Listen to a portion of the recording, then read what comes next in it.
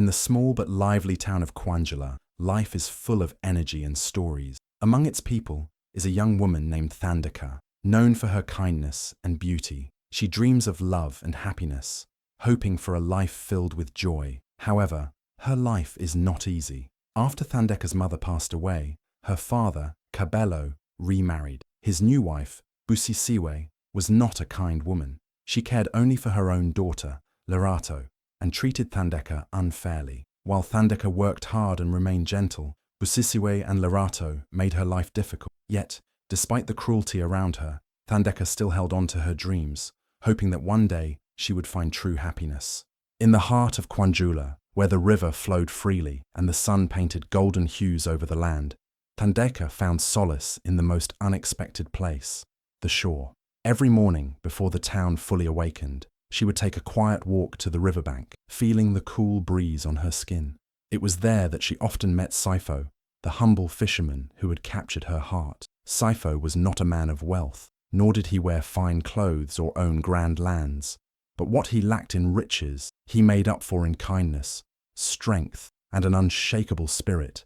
He worked tirelessly, casting his net into the deep waters, hoping to catch enough fish to sell at the market. Unlike the arrogant young men of Quanjula, Sifo had a gentle heart, and his smile carried warmth that could melt the coldest of souls. Thanda had known him since childhood, but it wasn't until she grew older that she realized the depth of her feelings for him. They would steal moments together whenever they could, speaking in hushed voices, laughing softly, and dreaming of a future where love, not wealth, determined happiness. "One day, I will build us a small house by the river," Sifo would say, with determination in his eyes. "It may not be big, but it will be ours." And Thanda, filled with hope, believed in his words more than anything. But love, as beautiful as it was, could not escape the cruel hands of reality. Thanda's stepmother, Busisiwe, loathed Sifo with every fiber of her being. To her, he was nothing but a poor fisherman, an embarrassment to the family name. She had far greater ambitions for Thanda, ambitions that had nothing to do with love. "You are the daughter of Cabello," she would sneer. "You cannot marry a man who smells of fish and lives in a shack."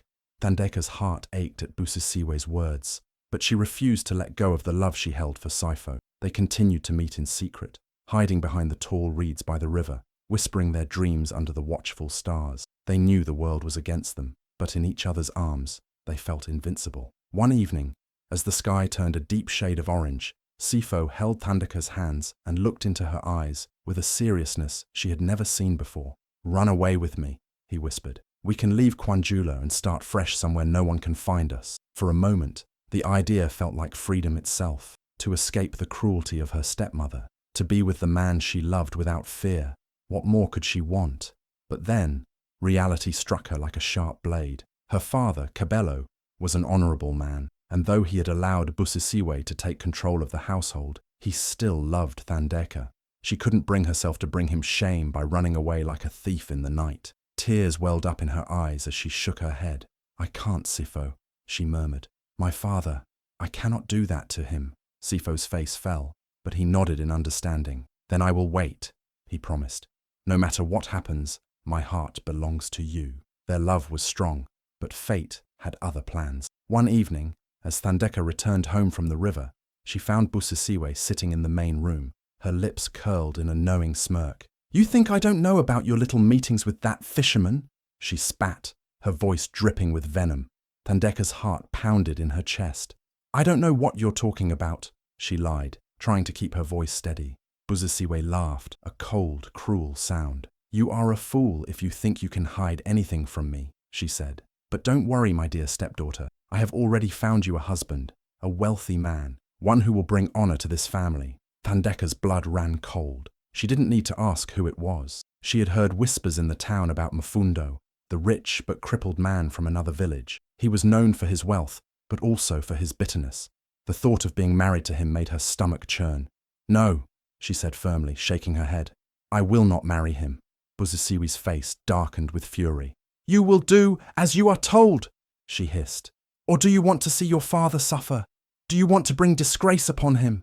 Thanda felt trapped, like a bird in a cage with no way out. She wanted to scream, to run, to fight, but she knew she was powerless against her stepmother's iron will. That night, she met Sifo one last time. As she clung to him, sobbing into his chest, he held her tightly, pressing a desperate kiss to her forehead. "Don't do this," he begged. "Please, Thandeka. Choose love, not duty." But Thandeka had already made her decision. With tears streaming down her face, she pulled away from him, her heart breaking with every step. "I love you, Sifo," she whispered, "but I cannot disobey my father." And with that, she walked away, leaving behind the only man who had ever truly loved her. As she disappeared into the darkness, Sifo fell to his knees, his fists clenched in helpless rage. He had lost her, not because their love wasn't strong enough, but because the world had never been kind to those who chose love over wealth. Little did they know, this was only the beginning of a painful journey, one that would test their love, their strength, and their fate in ways they never imagined. The night was heavy with silence, broken only by the distant sound of crickets. Inside the house, Busisiwe sat in the dim candlelight, her sharp eyes glinting with a wicked idea. For years, she had waited for the perfect moment to take full control of Thandeka's fate. Now she had it. Thandeka had always been a thorn in her side, a reminder of Kabelo's first wife, the woman he had loved deeply. No matter how much she tried, Busisiwe could never make Kabelo love her the same way. But if she couldn't erase Thandeka's existence, she could at least get rid of her. She smirked as she thought of Mfundo, a wealthy but crippled man from another town. His family was powerful, his riches vast. His body may have been broken, but his money spoke louder than anything else. If Thandeka married him, Busisiwe would secure her own place in wealth and influence. And most importantly, she would finally see Thandeka suffer. The next morning, Busisiwe approached Kabelo with false concern, her voice soft, almost motherly. "Husband," she said sweetly, pouring him a cup of tea, "we must speak about Thandeka's future. She is no longer a child, and yet she behaves like one, running around the river like a wild girl. Have you thought about her marriage?" Kabelo sighed, rubbing his forehead. He loved Thandeka, but Busisiwe's words made him feel like he had failed as a father. "She is still young," he muttered. "She will marry when the time is right." Busisiwe clicked her tongue in disappointment. "The time is now, Kabelo. Do you not care about her future? Do you want her to end up with a poor fisherman?" She leaned closer, her voice dropping to a whisper. "People are talking. They say she meets Sifo by the river. Do you want the town to call your daughter a fool who chose love over security?" Kabelo's face darkened. He had heard whispers of Thandeka's secret meetings, but he had dismissed them, thinking they were only rumors. But now, hearing it from Busisiwe, a knot of worry tightened in his chest. "I will talk to her," he said firmly. Busisiwe smiled, but there was no warmth in her eyes. "There is no need to talk, husband. I have already found the perfect man for her." Kabelo looked up sharply. "Who?" "His name is Mfundo," Busisiwe said smoothly. "He comes from a wealthy family in the next town. He may have lost the use of his legs, but he is a powerful man. He can provide for Thandeka in ways Sifo never could. She will live in a grand home, wear the finest clothes, and you, my husband, will be respected even more. People will say you made a wise decision, securing your daughter's future." Kabelo hesitated. He had always wanted Thandeka to be happy. He knew she was different from other girls. Her heart was pure, and she valued love more than wealth. But Busisiwe's words made sense. What future did Thandeka have with Sifo? Love did not fill an empty stomach. Love did not build a strong house. "But will she be happy?" he asked, doubt creeping into his voice. Busisiwe let out a dramatic sigh, shaking her head. "Happiness is something she will learn, Kabelo. Do you think every girl marries for love? Love fades, but security lasts forever. You must be strong for her. Do not let her childish dreams destroy her life." Kabelo's shoulders sagged. He felt torn between his duty as a father and his love for his daughter. But in the end, he let Busisiwe's words sink deep into his mind. He had struggled all his life to give Thandeka a good future. This was his chance to secure it. "When will Mfundo's family come?" he asked, his voice heavy with resignation. Busisiwe's lips curled into a victorious smile. "They will arrive next week. The wedding will be arranged soon after." That night, as Thandeka sat outside, staring at the moonlit sky, she had no idea that her fate was being sealed inside the very walls of her home. She still clung to the hope that her love with Sifo could somehow survive. But Busisiwe had already ensured that hope would soon be crushed. The next morning, as Thandeka prepared to leave for the river, Kabelo called her into the main room. His face looked tired, his shoulders weighed down with unseen burdens. Busisiwe stood beside him, her expression unreadable. "Thandeka, Cabello began slowly. I have made a decision about your future. Thandaka's heart skipped a beat. Something about his tone sent a chill down her spine. What do you mean, Baba? Busisiwe stepped forward, her voice dripping with false kindness. My dear, you are to be married. The words felt like a punch to Thandeka's chest. Her breath caught, and for a moment, she thought she had misheard. Married? She repeated in disbelief. Cabello nodded. Yes, to Mfundo, a wealthy man from another town. His family has agreed to the match. Thandeka felt the room spin. This could not be happening. No, Baba, please, she cried, her eyes filling with tears. I don't love him. I don't even know him. Busisiwe sighed, pretending to be patient. Love is a childish fantasy, Thandeka. Mfundo will provide for you. He is rich, respected. This is the best decision for you. Thandeka turned to her father desperately. Baba, you always said you wanted me to be happy. How can you do this to me? Cabello looked away, guilt flashing in his eyes. But Busisiwe's grip on his mind was too strong. This is final, he said, his voice breaking slightly. The wedding will happen. Tears streamed down Thandeka's face as she realized that no matter how much she begged, no one would save her. Her dreams of love, of a life with Sifo, were being ripped away from her by the very people who were supposed to protect her. Busisiwe watched with satisfaction, enjoying the pain in Thandeka's eyes. She had won. Thandeka's fate was sealed, and there was nothing she could do about it. But what Busisiwe didn't know was that fate had a way of changing plans, and the war she had started was far from over. Thandeka sat by the riverbank, her heart heavy with sorrow. The place that had once brought her peace now felt like a cruel reminder of everything she was losing. The wind whispered through the tall reeds, carrying with it the painful truth. Her fate had been decided. In just a few days, she would become the wife of a man she did not love. Her eyes filled with tears as she thought of Sifo. He had always been her safe place, the one who made her laugh even on the darkest days. But now, their love was being torn apart by forces beyond their control.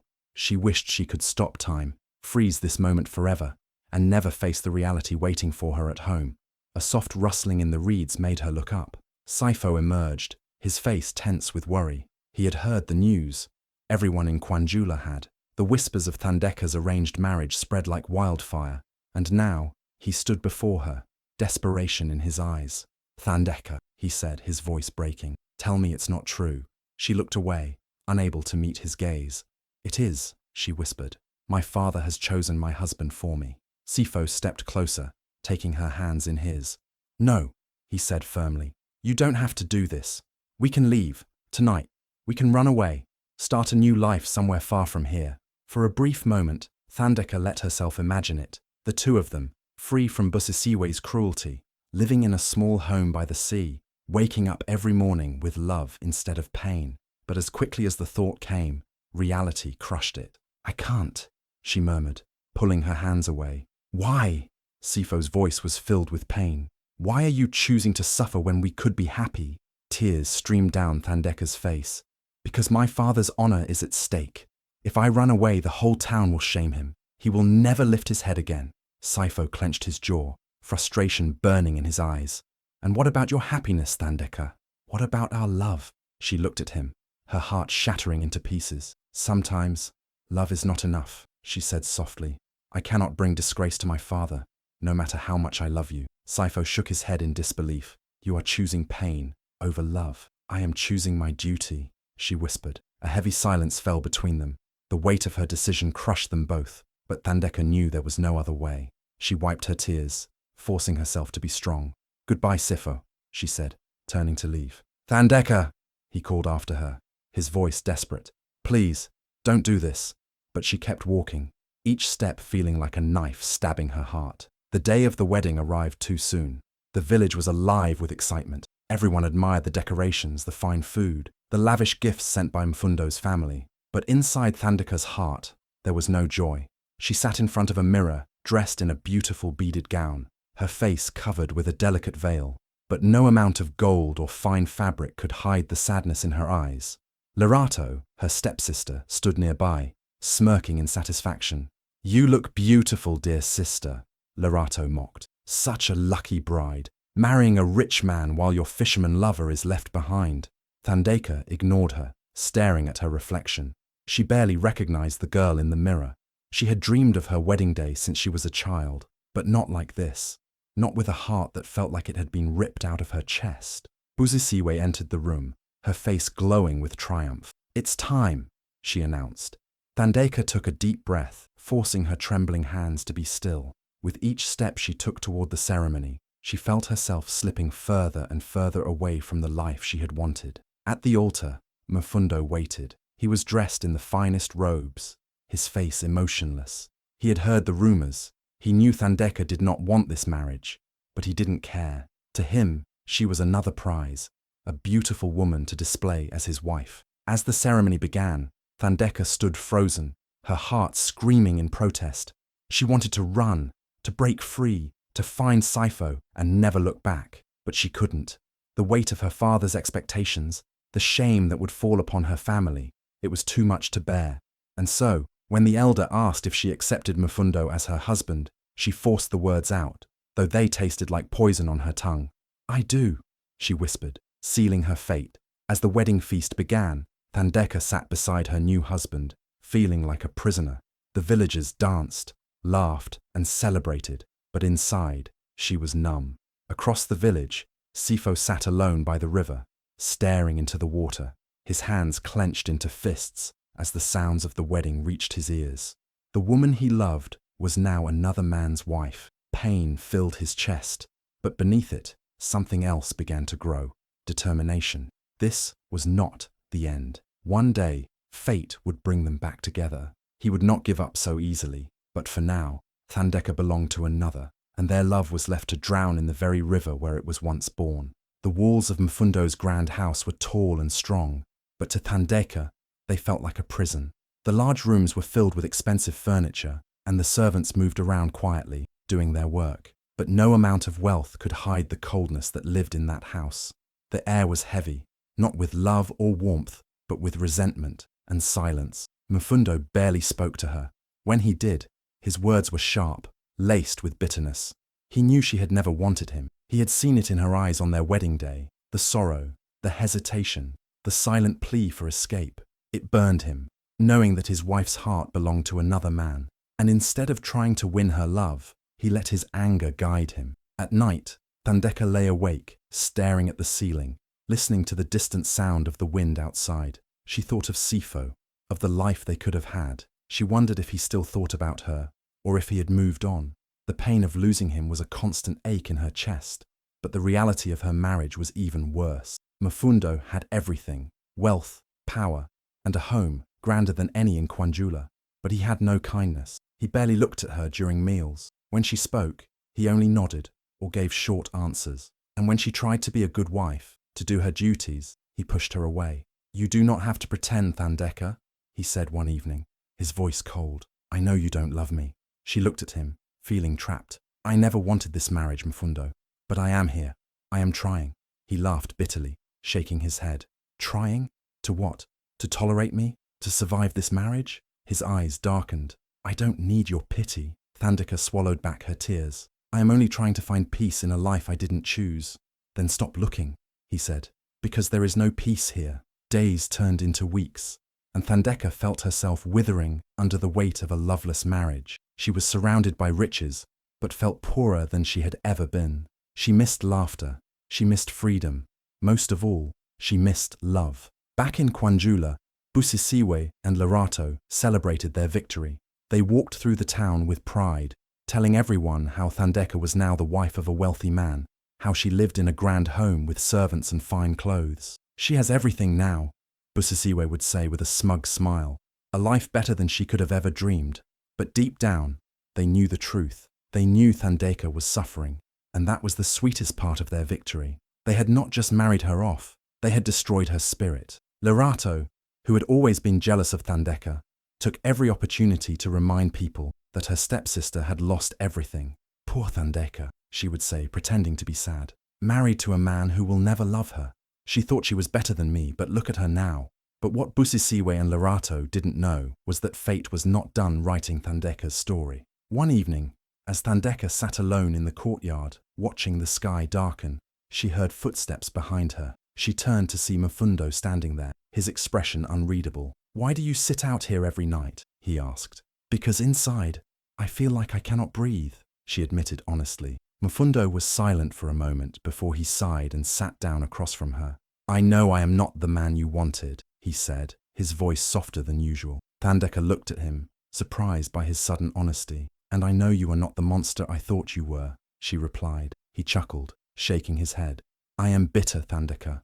I am angry at the world, angry at my family for what they did to me, angry at this marriage that was forced on both of us. For the first time, Thanda saw something different in him, not just anger, but pain. What did your family do to you? She asked. Mfundo hesitated before answering. They betrayed me. I wasn't always like this.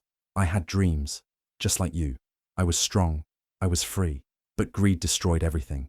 They took something from me that I can never get back. His words hung in the air, and for the first time, Thanda realized that she was not the only prisoner in this marriage. Perhaps, beneath all the bitterness and coldness, there was something more to Mfundo, a man who had lost as much as she had, a man who had been broken by the very people who were supposed to love him. She did not love him. She wasn't sure if she ever would, but for the first time since their marriage, she saw him as something other than her captor, and maybe, just maybe, there was still a story left to be told. Thanda had spent weeks in silence, trapped in a marriage that felt more like a punishment than a union. The house was cold, not because of the weather, but because of the emptiness between her and Mfundo. She had believed him to be cruel, a man filled with bitterness, who only wanted to see her suffer. But slowly, little things began to change, and she started to see something she had not noticed before. Pain hidden behind his anger. One evening, as she walked through the large corridors of their home, she heard a strange sound coming from Mfundo's study. It was not the usual sharp tone he used when speaking to the servants, nor was it the silence that usually filled the house. It was frustration, papers being thrown, a deep sigh of exhaustion, and then something unexpected, a groan of pain. Curiosity got the best of her, and she stepped closer, peeking through the slightly open door. She saw Mfundo struggling to stand, gripping the edge of his desk with trembling hands.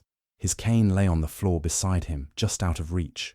His body shook as he tried to move, his face contorted in agony. For the first time, she saw him not as an angry man, but as a wounded one. Without thinking, she pushed the door open and rushed inside. Let me help you, she said softly, reaching for his cane. He stiffened, his pride refusing to accept her pity. I don't need your help, he said through gritted teeth. You do, she replied, placing the cane in his hand. And that's okay. He took it, his breathing heavy, but he did not say another word. Instead, he looked away, as if ashamed of his weakness. That night, Thanda could not sleep. Questions filled her mind. What had happened to him? How had a strong and wealthy man like Mfundo ended up like this? And why did he hide his pain behind anger?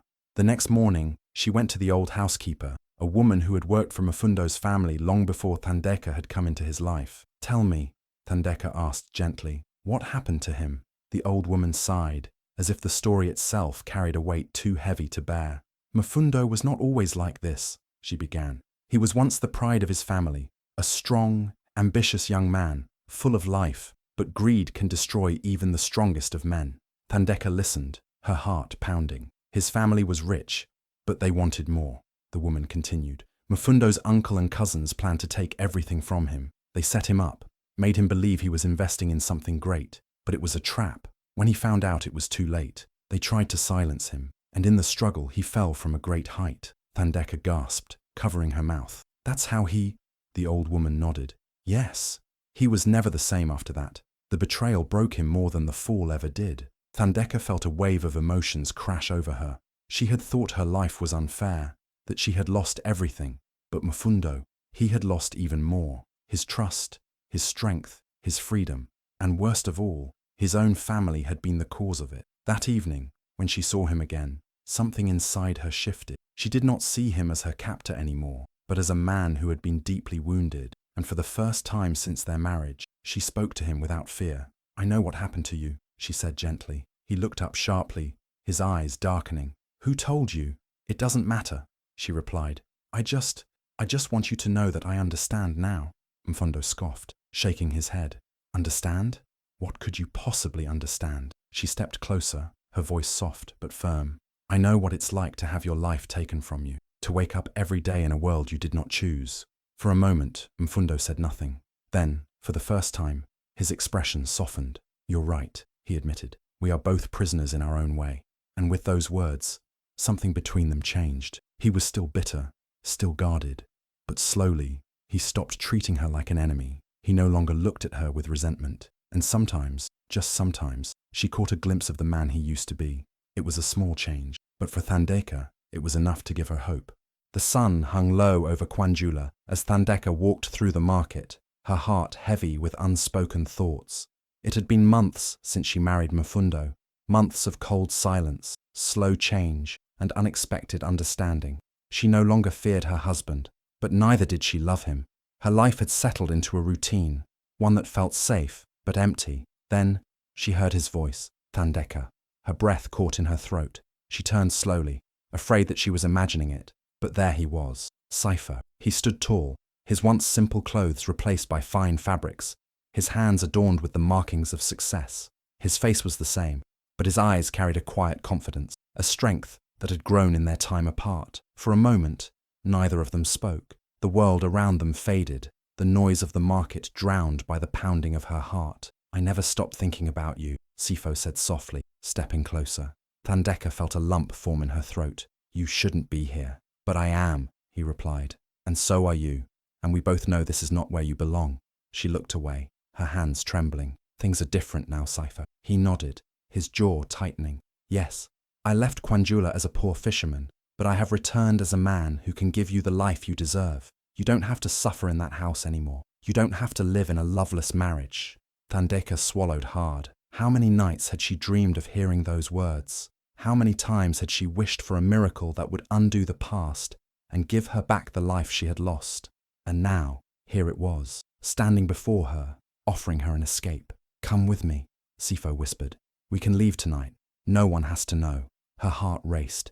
She could almost see it, a life far away from Kwanjula, waking up beside the man she truly loved, free from the walls that trapped her. But then, Mfundo's face flashed in her mind, his pain, his loneliness, the way his walls had begun to crack, revealing glimpses of the man he used to be. He was not the monster she had once believed. He was broken, just like she was, and no matter how much she longed for the past, she could not ignore the present. "I can't," she said, her voice barely above a whisper. Sifo's expression darkened. "Why not? Do you love him?" Thandeka hesitated. "No," she admitted, "but that doesn't mean I can leave him." "Why?" His voice was filled with frustration, with desperation. "Because of duty, because of honor. Thandeka, this is your life. You deserve to be happy." Tears burned in her eyes. "And what if happiness is not as simple as running away?" Sifo took a deep breath, his shoulders falling. "So this is it?" he asked, his voice laced with pain. "You're choosing to stay?" She wiped her tears, her heart breaking all over again. "I'm choosing not to run." A silence stretched between them, heavy with unspoken words. Finally, Sifo nodded, stepping back. "I will always love you, Thandeka," he said, "but I will not beg you to choose me." And with that, he turned and walked away, leaving her standing there, torn between the love she had lost and the life she had chosen. As she made her way back home, her heart ached. She had let go of the one man who had ever truly loved her. And yet, deep inside, she knew, sometimes, love was not about escaping. Sometimes, love was about finding meaning in the choices we make. For years, Busisiwe and her daughter Lerato had lived as if they were queens of Kwanjula. With Thandeka married into wealth, they walked through the town with their heads high, boasting about their success. They sneered at those who struggled, pretending they were above them. But fate, as always, has a way of humbling the proud. Whispers began to spread through Kwanjula. At first, they were just rumors, small murmurs in the marketplace. Then, the voices grew louder. The villagers had noticed something strange: missing goods, unpaid debts, and sudden wealth that did not match Busisiwe's known income. The town's moneylender, who had once trusted Busisiwe with a loan, realized that she had no way of repaying him. And then came the final blow. One of the traders caught Lerato stealing from his stall. It happened one early morning when the market was just opening. Lerato, dressed in fine clothes that did not belong to a woman who worked hard, reached for a basket of fresh fruits, slipping some into her bag when she thought no one was looking. But the trader had seen everything. "Thief!" he shouted, grabbing her wrist before she could run. The marketplace froze. People turned, eyes widening in shock. Lorato struggled, trying to free herself, but the trader held on. I was just checking the fruit, she stammered, trying to lie her way out. But the trader was not fooled. This is not the first time, he bellowed. For months I have lost goods, and I am not the only one. Other traders stepped forward, their faces dark with anger. Yes, I have lost sacks of maize, one woman shouted. My best fabrics were stolen, another man added. Slowly, the truth unraveled. People began to connect the missing goods to Busisiwe and Lorato. The villagers who had once respected them now looked at them with disgust. Busisiwe arrived at the market moments later, her face twisted in anger. How dare you accuse my daughter? She shouted. Do you know who we are? But this time, the villagers were not afraid of her sharp tongue. They had been silent for too long, believing Busisiwe to be powerful because of Thandeka's marriage. But now, they saw her for what she truly was. A fraud, a woman who had climbed to comfort on the backs of others. You are thieves! A voice shouted from the crowd. Busisiwe turned red with rage. How dare you! Enough! The village elder stepped forward, his eyes filled with disappointment. We welcomed you into this town. We gave you respect, and this is how you repay us. Busisiwe opened her mouth to argue, but there was nothing left to say. The truth was out. The people of Kwanjula had lost their patience. From this day, the elder continued, no one will trade with you. No one will help you. You are banished from our trust. Gasps filled the air. Being shunned in Kwanjula was worse than any punishment. It meant no food, no shelter, no kindness. It meant isolation. Lorato burst into tears. Please, we have nothing without this town. Busisiwe, still holding on to her pride, grabbed her daughter's arm. We don't need these people, she spat. But as they left the marketplace, the weight of their downfall settled in. The house that had once been filled with laughter and guests now stood silent. No one came to visit. No one offered help. The servants, ashamed to work for thieves, left one by one. The money they had once stolen could not last forever, and soon, even food became a struggle. Days turned into weeks, and the proud, cruel women who had once looked down on everyone were now forced to beg. They sat at the edge of the village, waiting for scraps, their fine clothes now torn and dirty. The very people they had mocked walked past them without a second glance. The air in Mfundo's home had changed. It was no longer filled with anger and resentment. Instead, it was heavy with something unspoken, something fragile. Thandeka could feel it in the way Mfundo looked at her, in the way his voice softened when he spoke her name. The man who once treated her with coldness now carried a sadness in his eyes, as if he was holding on to something he knew he could not keep. One evening, as the sun dipped below the horizon, painting the sky in shades of orange and purple, Mfundo called for her. He sat in the garden, his cane resting beside him. The flowers around them swayed gently in the breeze, and for the first time since their marriage, there was no tension between them. Sit with me, he said, his voice unusually calm. Thandeka hesitated before taking a seat beside him. She had learned to see the man behind the bitterness, the one who had suffered just as much as she had, but she never expected what came next. I have something to tell you, Mfundo said, staring ahead as if gathering his thoughts. Something I should have said long ago. Thandeka waited, her heart beating faster. I have loved you for years, Thandeka, he confessed, his voice barely above a whisper. Even before this marriage, even before you knew my name. She turned to look at him, her breath catching in her throat. He was not looking at her, but she could see the truth in his face. When I heard your father was looking for a husband for you, he continued, I knew I had no chance. I was a broken man, crippled, angry, bitter. I knew you would never choose me. But when Busisiwe came to me with her plan, I took it. Not because I wanted to hurt you, but because I wanted a chance, even if it was a cruel one. Thandeka's chest tightened. She had spent so long thinking of Mfundo as a man who had trapped her. But now, she saw him for what he truly was. A man who had been desperate for love, for hope.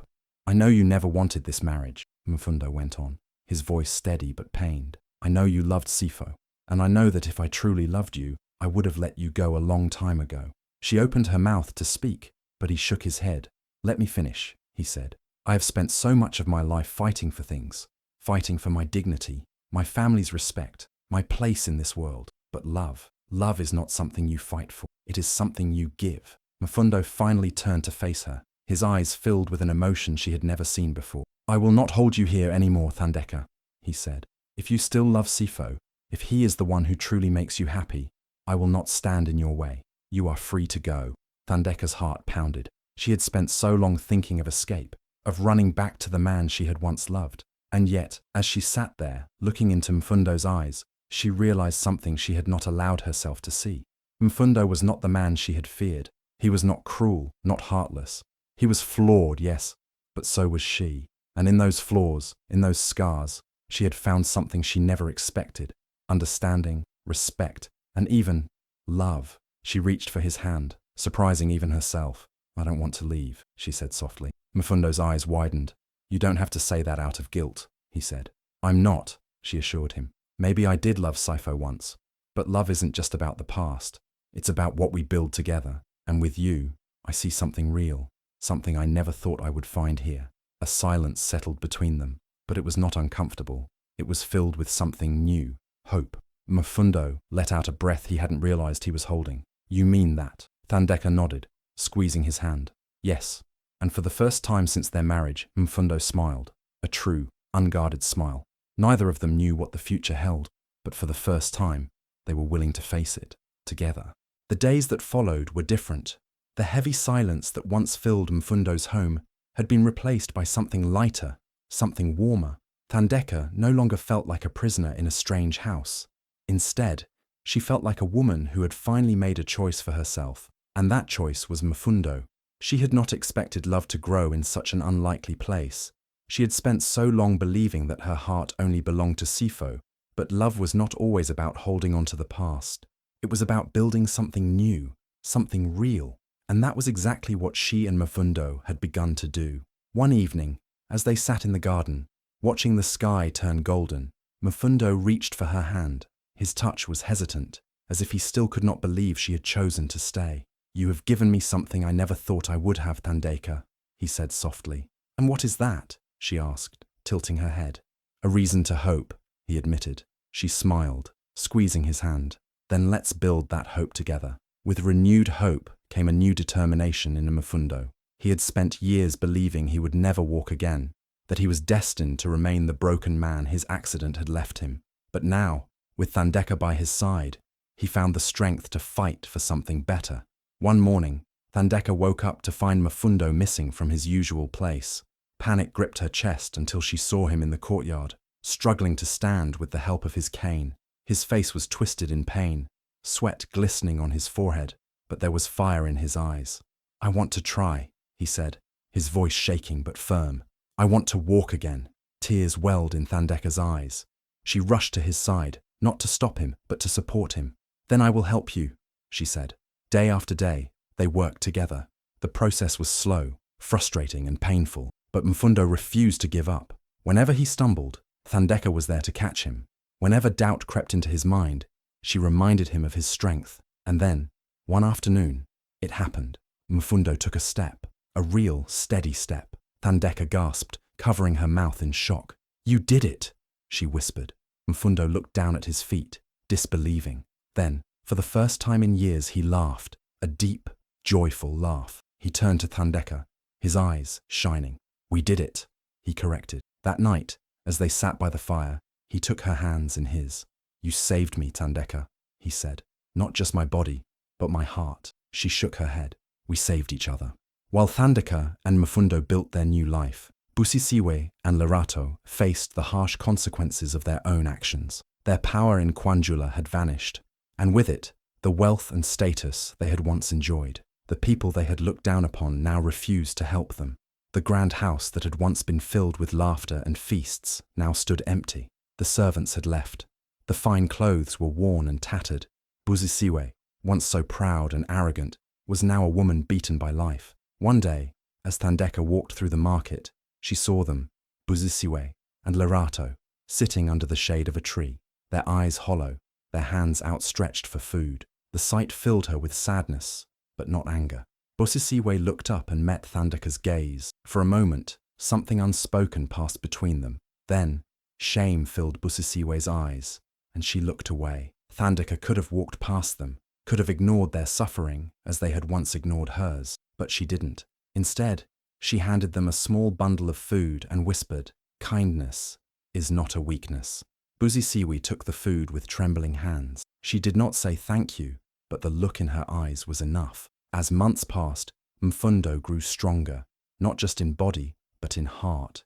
He no longer carried the anger that had once consumed him, and Thandeka, once a woman forced into a loveless marriage, had found something unexpected, real love. One evening, as they stood on the hill overlooking Kwanjula, Mfundo turned to her.